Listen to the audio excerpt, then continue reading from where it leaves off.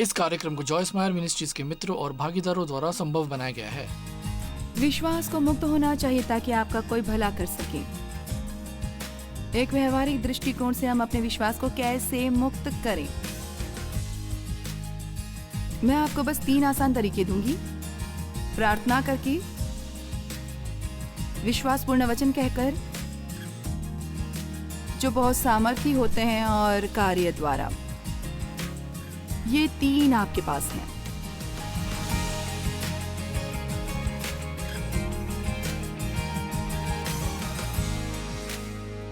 ठीक है, खैर मैं बात करती रही हूँ परमेश्वर के राज्य के बारे में, जो अदृश्य राज्य है। वहाँ एक राज्य है, बाइबल उसके बारे में नए नियम में बहुत बार बात करती है। परमेश्वर के राज्य के बारे में यीशु का पहला उपदेश था, मन फिराओ क्योंकि स्वर्ग का राज्य निकट आया है। और उसके चेलों ने सोचा कि ये राज्य एक धरती पर का राज्य होगा, जहाँ आप एक महल बनाएंगे कहीं पर एक सिंहासन के साथ और राजा बनेंगे। खैर वो राजा है यीशु, पर ये एक दृश्य राज्य पर का राज्य है। और आज सुबह हम ये पढ़ते हैं कि कैसे यीशु ने अपने चेलों से कहा, उसने उनसे कहा, परंतु तुम मुझे क्या कहते हो? उन्होंने कहा, कितनों ने यूहन्ना बपतिस्मा देने वाला कहा, और कितने एलिया, और कितने यिर्मयाह या भविष्यद्वक्ताओं में से कोई एक कहते हैं।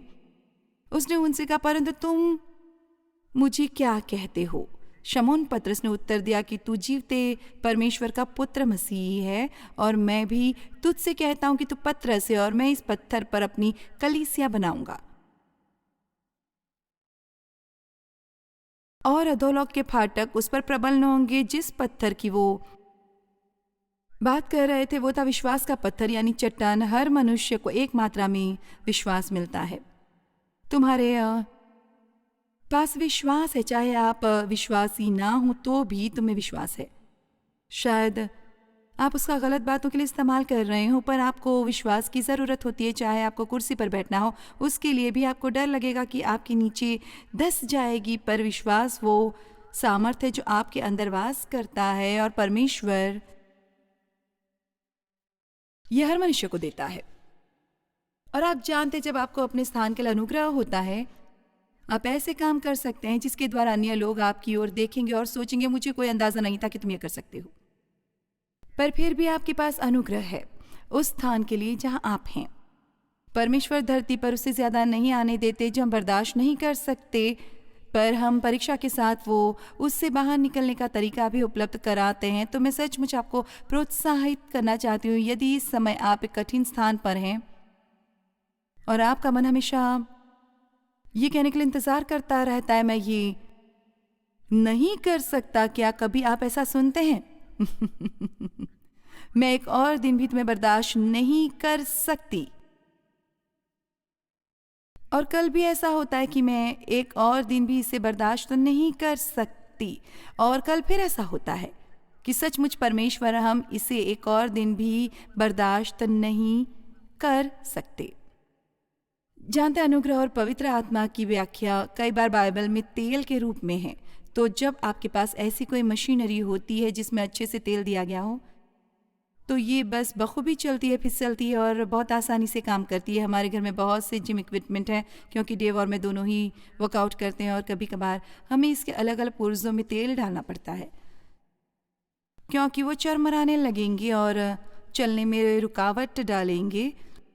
और कई बार जब आपका जीवन कठिन हो रहा हो, तो आपको बस इसी की ज़रूरत है कि आप पवित्र आत्मा के साथ थोड़ा अतिरिक्त समय बिताएं। आपको फिर से खुश्क जगह हो, तेल डालने की ज़रूरत है। तो मैं दोबारा कहना चाहूँगी, ये जो कुछ भी है जिससे आप इस समय निपट रहे हैं, वो वास्तविकता नहीं है। ये मत सोचिए मैं ये नहीं कर सकता, क्योंकि परमेश्वर हमेशा आपको पर्याप्त विश्वास और अनुग्रह देते हैं वो करने के लिए जो आपको करने की ज़रूरत है। मैं इसे दोबारा कहूँगी, परमेश्वर हमेशा आपको पर्याप्त विश्वास और अनुग्रह देते हैं वो करने के लिए जो आपको करने की ज़रूरत है। शायद एक बार और शायद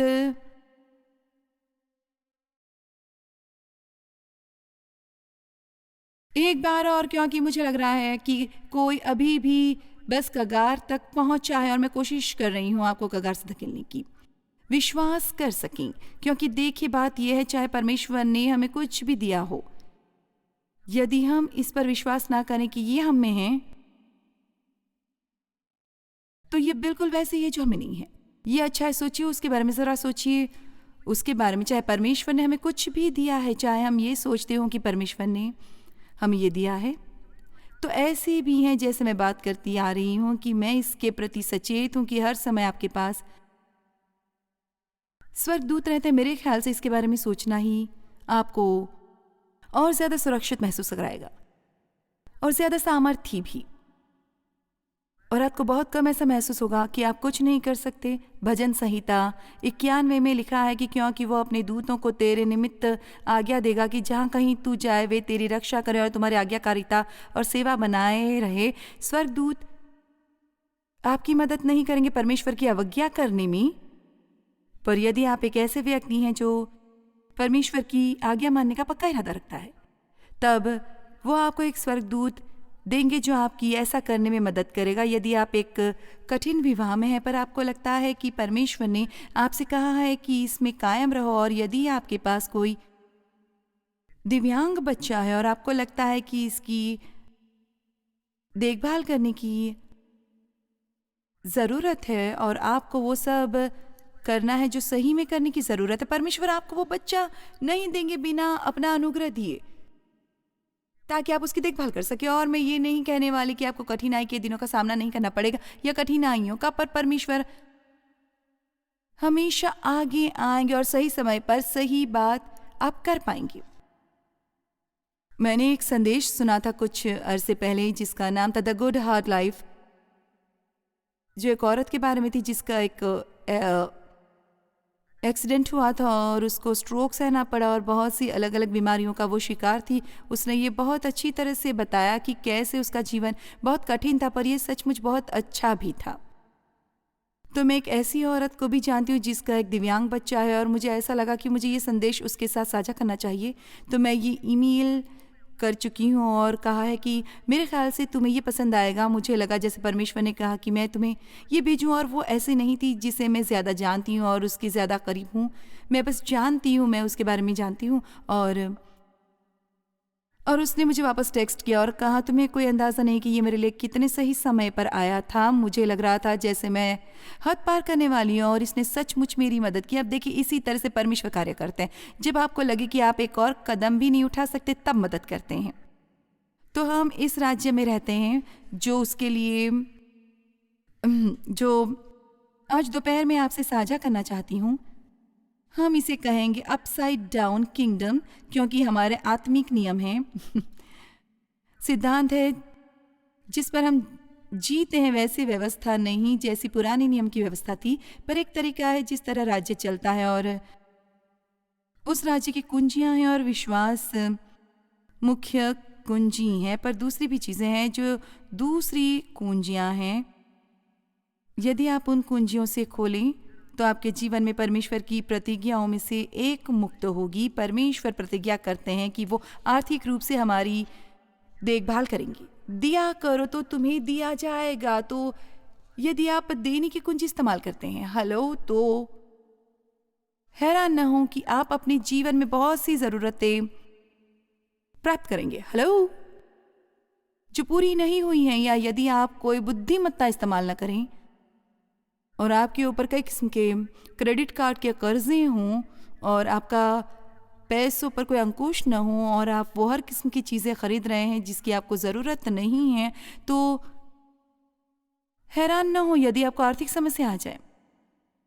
जानते हैं हम इस तरह नहीं जी सकते जैसे हमारे पास कोई दिमाग ही नहीं है और उम्मीद करें कि बस परमेश्वर आए और हमें उन सब गड़बड़ से बाहर निकाले जो हमने की हैं। आमीन और आमीन, और मैं कहूँगी आमीन चाहे आप ना भी कहें। तो हम सचमुच ऐसे राज्य में जीते हैं जो उल्टा पुल्टा है। पहली बार जब मैंने ये संदेश पढ़ा, पहली और एकमात्र बार, मुझे लगता है ये पूरी श्रृंखला 21 साल पहले की है।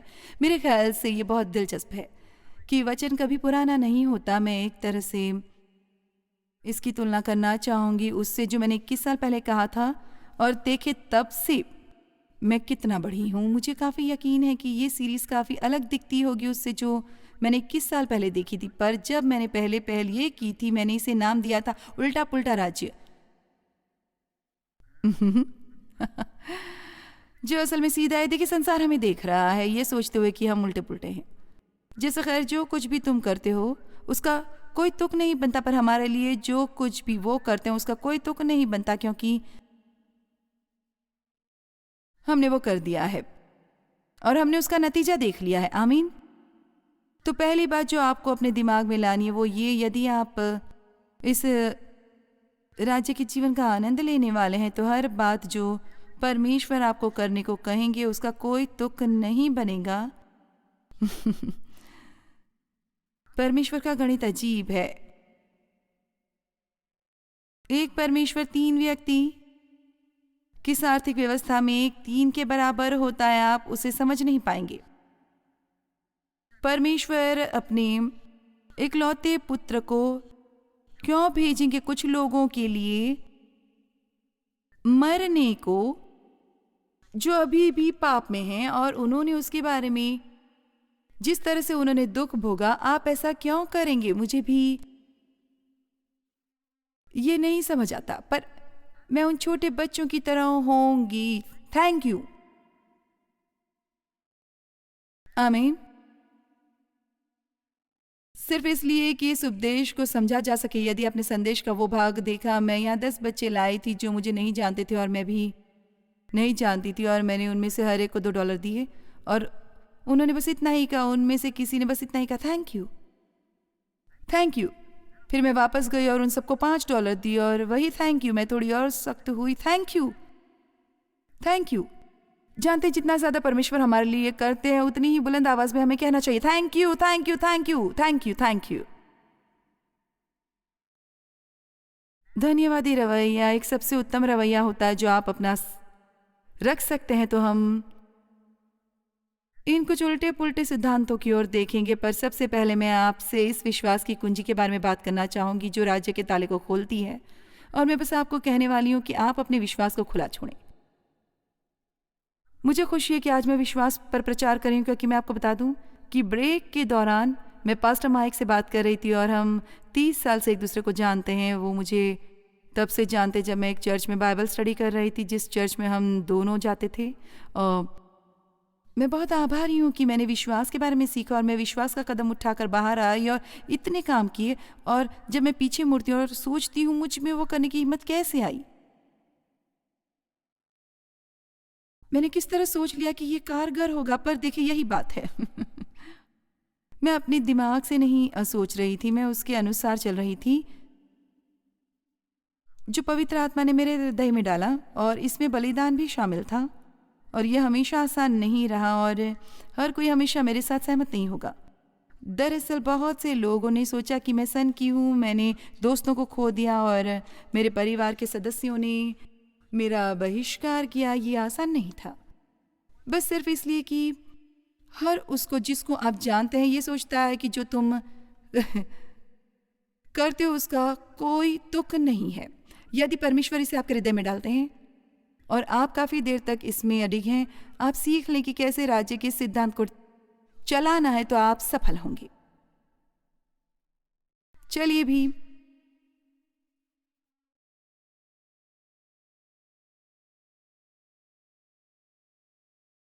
विश्वास वो सामर्थ्य जो आपके अंदर वास करती है, ये परमेश्वर की ओर से एक वरदान के रूप में आती है, पर आपको इसे चुनना होगा। विश्वास को मुक्त होना चाहिए ताकि आपका कोई भला कर सके। एक व्यवहारिक दृष्टिकोण से हम अपने विश्वास को कैसे मुक्त करें, मैं आपको बस 3 आसान तरीके दूंगी। प्रार्थना करके, विश्वास पूर्ण वचन कहकर, जो बहुत सामर्थी होते हैं, बहुत सामर्थी, और कार्य द्वारा। जब यहोशू इजरायलियों से बात कर रहा था कि यरदन नदी पार करके प्रतिज्ञा के प्रदेश में जाने की, पानी तब तक नहीं बटा जब तक उन्होंने अपना पांव उसमें नहीं डाला। और आप में से कुछ के लिए सिर्फ एकमात्र चीज जो बची आप और सफलता के बीच वो ये है कि आपको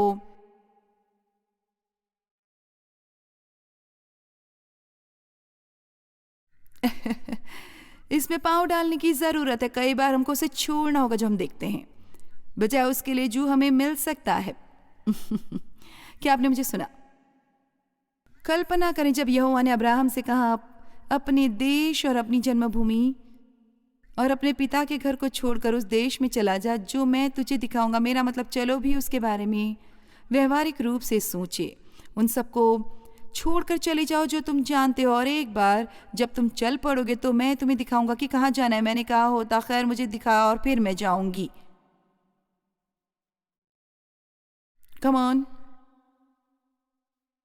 पता है मैं वापस जाने के लिए समय नहीं लूंगी और ये कि आपको पूरी कहानी बताऊं, पर मेरा मतलब कुछ बातें जो मैंने की है सिर्फ विश्वास द्वारा। तो आपको ये समझना होगा कि आप सचमुच विजयी होना चाहते हैं इस परमेश्वर के राज्य के जीवन में। आप देखें, ये मुझे बस धर्मी रूप में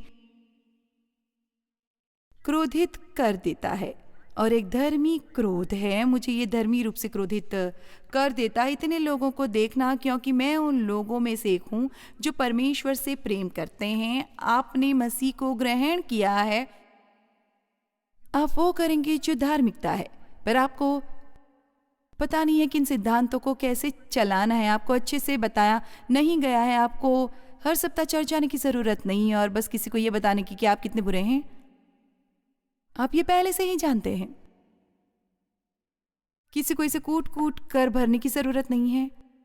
हम जानते हैं कि हम परफेक्ट नहीं हैं और ये कि हम गलतियां करते हैं, पर आपको ये बताने की ज़रूरत है कि ना केवल ये कि मसीह में कौन है, पर ये कि आप मसीह में कौन हैं।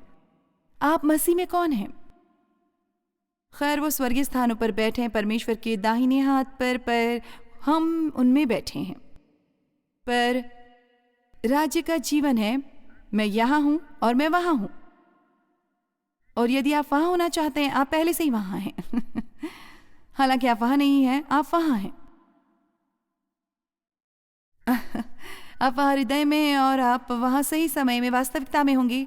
चलिए भी, मैं पूरा दिन पहेलियों में बात नहीं कर सकती। आप पवित्र हैं, बाइबल में लिखा है कि आप पवित्र हैं, पर आप सारा समय पवित्र व्यवहार नहीं करते। आप बस पवित्र आत्मा के साथ काम करने की प्रक्रिया में हैं कि आप इसे अपनी आत्मा से निकाल कर अपने प्राण में डालें और यहाँ बाहर लाएं जहाँ लोग देख सकें, लोगों को दिखाएं। इसलिए बहुत अरसे तक मैं बहुत असमंजस में थी, पर मैं क्योंकि सुनती तुम मसीह में परमेश्वर की धार्मिकता हो, पर फिर मैं इतना बुरा व्यवहार करती। तुम पवित्र हो, पर मैंने पवित्र व्यवहार नहीं किया। तुम ये हो, तुम वो हो, और तुम्हारे पास ये है, तुम्हारे पास वो है, और इनमें से कुछ भी वास्तविक नहीं होता। और फिर अंत में आई फिलिपियों 2 को समझने पर यहाँ लिखा है, डरते और कांपते हुए अपने अपने उद्धार का कार्य पूरा करो। ये है परमेश्वर के अनुग्रह का वरदान। पर हम पवित्र आत्मा के साथ काम करते हैं ताकि वो हम में से इसे बाहर निकाल कर कार्यशील करें, क्योंकि देखें मसीह आप में रहने को नहीं आ सकता जब तक हमारी आत्मा को पवित्र न बनाए। तो यहाँ हर चीज़ चमकाई गई है और अच्छी है और वहाँ कुछ गलत नहीं है, ये सब बढ़िया है, पर इसे यहाँ बाहर आने की ज़रूरत है। तो ये मैं यही करने की कोशिश कर रही हूँ। मैं आपकी मदद कर रही हूँ जन्म देने में। मैं आपकी जन्म देने वाली कोच हूँ। आप ये समझते हैं? आमीन। हाँ, थैंक यू।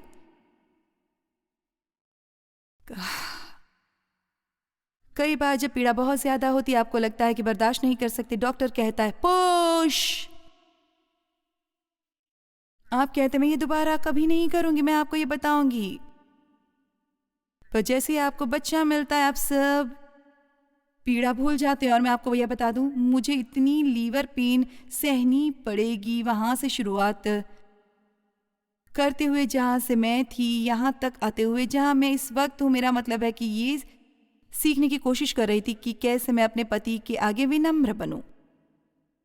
बिल्कुल मार डालेगा। और मेरा मतलब है मेरे पास एक अच्छा पति था, मेरे पास ऐसा पति नहीं था जिसके आगे विनम्र होना मुश्किल होता। मेरा मतलब देव महान है, पर मुझ में एक बागी आत्मा थी उस पीड़ा के कारण जो मुझे अपने बचपन में सहनी पड़ी थी। पर आपको क्या पता,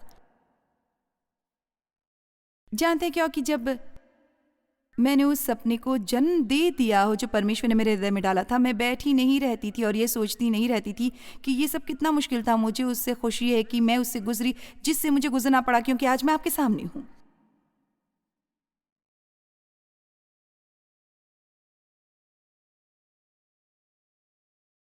तो आपके विश्वास को मुक्त होने की ज़रूरत है, और ये होता है प्रार्थना करने से, बात करने से और कार्य करने से। याकूब 5:15-16 सुनिए। और विश्वास की प्रार्थना के द्वारा रोगी बच जाएंगे और प्रभु उसको उठाकर खड़ा करेगा, और यदि उसने पाप भी किए हों तो उनकी भी क्षमा हो जाएगी। जब आप बीमार लोगों को देखते हैं, बस ये मत कहिए ये तो बहुत बुरा हुआ। प्रार्थना कीजिए, प्रार्थना कीजिए। और यदि ऐसी परिस्थिति नहीं कि आप उनके साथ प्रार्थना कर सके, फिर उनके लिए प्रार्थना करें। इसलिए तुम आपस में एक दूसरे के सामने अपने अपने पापों को मान लो, तो एक दूसरे के लिए प्रार्थना करो जिससे चंगे हो जाओ। अब इसे सुनिए, धर्मी जन की प्रार्थना के प्रभाव से बहुत कुछ हो सकता है। बहुत एम्प्लीफाइड बाइबल बहुत पसंद है, जो ये कहती है एक धर्मी मनुष्य की प्रार्थना बहुत ही जबरदस्त सामर्थ उपलब्ध कराती है। इसमें शक्ति है कार्य करने की। तो प्रार्थना एक बहुत ही शक्तिशाली सामर्थ है। हमें हर दिन प्रार्थना करके निकलना चाहिए। छोटी छोटी बातों के लिए प्रार्थना करनी चाहिए, बड़ी बातों के लिए प्रार्थना करनी चाहिए। उन बातों के लिए प्रार्थना करो जो तुम सोचते हो कि संभव है। उन बातों के लिए प्रार्थना करो जो तुम सोचते हो कि असंभव है। और इस पर ध्यान दें कि कैसे परमेश्वर सुनते हो। और ये कहना मत भूलिए, धन्यवाद। ये कमाल का है। मेरा मतलब है, बस पिछले 2 सालों में मेरे ख्याल से मैंने प्रार्थना के सामर्थ्य के बारे में और ज़्यादा सीखा है, बजाय किसी और समय के, खासकर कुछ बातों के लिए प्रार्थना करने के। जैसे उस परिस्थिति के बारे में जिसके बारे में मैंने आपको बताया कि मैं होटल में थी और हमारे पूरे फ्लोर पर पानी बंद हो गया था और 7 बजे तक मुझे नहाना था। यदि मैं तैयार हो सकती यहाँ तक आने के लिए, उस समय तक मुझे यहाँ आने की ज़रूरत थी। और जब आप मेरी परिस्थिति में हों, आप बस ऐसा नहीं कर सकते कि ना जाएं, और ये अच्छा नहीं होता। यदि मैं वहां चली जाती बिना नहाए धोए, मेरे सारे राज खुल जाते। तो मैंने प्रार्थना किया कि प्रभु 7 बजे तक पानी आ जाने दो। 6:59 पर वो आदमी जो इस पर काम कर रहा था, वो मेरे दरवाजे को खटखटा रहा था और कहा कि पानी आ गया है। धन्यवाद यीशु, धन्यवाद यीशु, हालेलुया। और वो सब में जाने के लिए मेरे पास समय ही नहीं है। पर आप में से कितने जानते कि परमेश्वर अवश्य ही प्रार्थनाएं सुनते हैं। और तो जब आप प्रार्थना कबूल हुए देखते हैं, तो मत कहिए कि मैं भाग्यवान हूं या ये कि ये इत्तेफाक है। नहीं, याद रखिए कि आपने प्रार्थना की थी, तो आप प्रार्थना करके अपने विश्वास को मुक्त करते हैं। विश्वास की प्रार्थना अत्यधिक सामर्थ्य उपलब्ध कराती हैं। आप अपने विश्वास को मुक्त करते हैं, ये कहते हुए इसलिए इतना अधिक महत्वपूर्ण है सकारात्मक रहना, ना कि नकारात्मक। इसलिए ये इतना महत्वपूर्ण है कि किसी चीज के लिए प्रार्थना न करें और फिर मुड़िए और इसके बारे में ऐसी बातें कीजिए जो कभी न होने वाली हों। ईमानदारी और सच्चाई से हमारे शब्द बहुत बहुत महत्वपूर्ण है। और मैं बस ये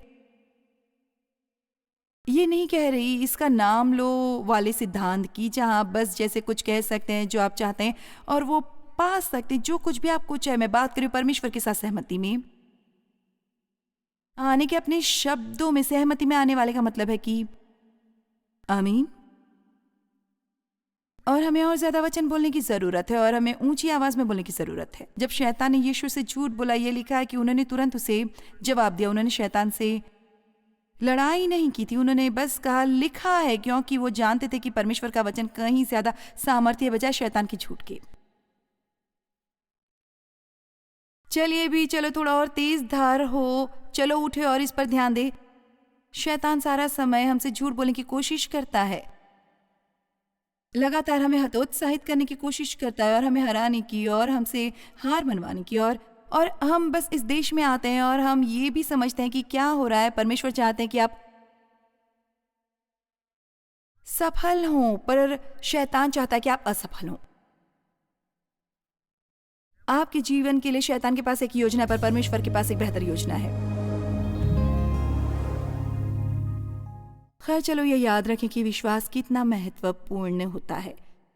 बाइबल में ये लिखा है, परमेश्वर को प्रसन्न करना बिना विश्वास के असंभव है। और विश्वास सचमुच वो कुंजी है जो परमेश्वर के राज्य के प्रतिज्ञाओं का ताला खोलती है। प्रतिज्ञाएं वहां हैं, परमेश्वर निष्ठावान है, पर हमें ये देखने की जरूरत है कि हम इसे अपने जीवन में सक्रिय करें। और ये विश्वास करती हूँ मैं कि विश्वास को मुक्त होने की जरूरत है और हम ये करते हैं अपनी प्रार्थनाओं द्वारा, परमेश्वर के वचन की घोषणा करके, परमेश्वर के वचन का इकरार करके, अपने शब्दों के साथ परमेश्वर के साथ सहमति बनाकर और साथ ही परमेश्वर द्वारा प्रेरित कार्य करके। इसका मतलब यह है कि कोई भी चीज़ जिसके लिए परमेश्वर आपकी अगुवाई करते हैं आप करें, तो आपको इस बात का ध्यान रखना है कि आप उसे करें, उनका आज्ञाकारी बने रहिए। और मैं आज आपको प्रोत्साहित करना चाहती हूँ कि संदेह और अविश्वास को अपने विश्वास को चुराने न दे। ये आएंगे पर आपको इन्हें अपने अंदर रहने नहीं देना है।